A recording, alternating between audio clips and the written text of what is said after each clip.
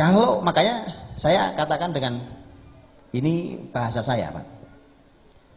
Saya katakan dengan tegas bahwa mustahil antum ikut aturan Yahudi sampai ke khilafah, itu mustahil, Pak. Betul kan? Karena khilafah ala minhaji nubuwah itu bahasanya persis sama dengan fase 2. Fase 5 ini fasenya fase 2 sama. Berarti tidak bisa pakai aturan yang lain. Berarti kalau mau menghadirkannya, generasinya harus pakai aturan Nabi sallallahu alaihi wasallam. Karena bahasanya ala minhajin nubuwah. Umpamanya, mohon maaf, umpamanya hari ini teman-teman saudara-saudara kita yang memperjuangkan kekuasaan termasuk di Indonesia ini melalui partai, umpamanya. Saya hormati, silakan Pak. Ambil kekuasaan itu. Mudah-mudahan antum juga tidak larut dalam sistem yang rusak ini. Perbaiki sistem negeri ini. Tetapi tidak akan pernah ideal. Tak akan pernah ideal.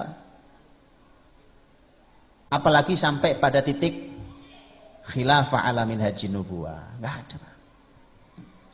Tak akan pernah sampai. Dijamin. Bagaimana mau sampai pada titik khilafah ala minhajin nubuwah pakai jalan Yahudi? Kan nggak mungkin kan? Lowong demokrasi pemilu ini adalah jalannya Yahudi.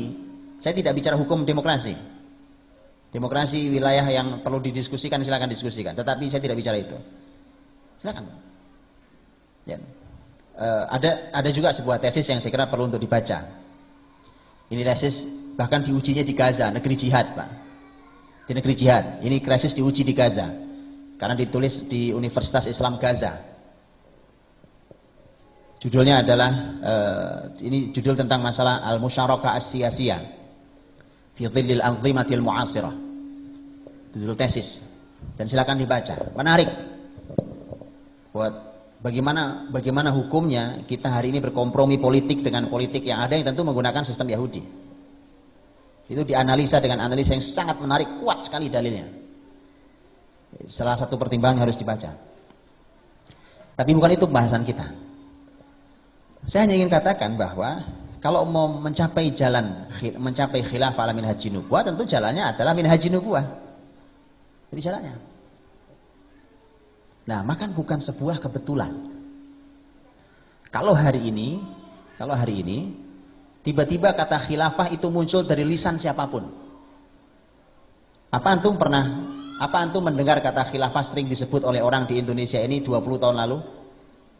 Sekarang tiba-tiba semua orang bicara khilafah. Apapun kelompoknya. Bicara khilafah. Sudah zamannya. Allah ingin tunjukkan sudah waktunya. Tetapi PR-nya bukan nungguin kita, Pak. Kenapa kita harus nungguin? Kita orangnya, bukan kita nungguin. Cuma kalau kita mengatakan kita orangnya, mari menyesuaikan diri dengan konsep nubuah tadi itu. Konsep Nabi Shallallahu Alaihi Wasallam.